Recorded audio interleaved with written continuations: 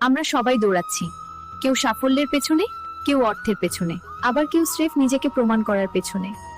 কিন্তু এই দৌড়াতে গিয়ে আমরা কি মানুষ হিসেবে একটু এগোতে পেরেছি?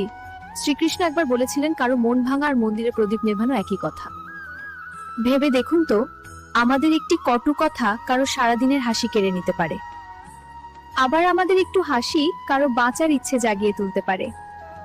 পৃথিবীতে সবচেয়ে দামি জিনিস হলো বিশ্বাস, যা অর্জন করতে বছরের পর বছর লাগে, কিন্তু ভাঙতে 1 সেকেন্ডও লাগে না। মানুষের কাছে ছোট হওয়া মানেই হেরে যাওয়া নয়, বরং অন্যের মনে জায়গা করে নেওয়াটাই হলো আসল জয়। আজকের এই ব্যস্ত পৃথিবীতে আমরা যেন পাথরের মতো শক্ত না হয়ে যাই। কারো বিপদে হাত বাড়িয়ে দেওয়া, কারো চোখের জল মোছানো, এটাই তো প্রকৃত পূজা। মানুষ হিসেবে জন্ম নেওয়াটা ভাগ্যের বিষয়, মনুষ্যত্ব বজায় রাখাটা আমাদের নিজেদের দায়িত্ব। মনে রাখবেন, আপনি কতটা সুন্দর বা আপনার কত টাকা আছে সেটা পৃথিবী মনে রাখবে না। পৃথিবী মনে রাখবে আপনি মানুষের সাথে কেমন ব্যবহার করেছিলেন। যদি এই কথাগুলো আপনার হৃদয়ে এতটুকু জায়গা করে নেয়,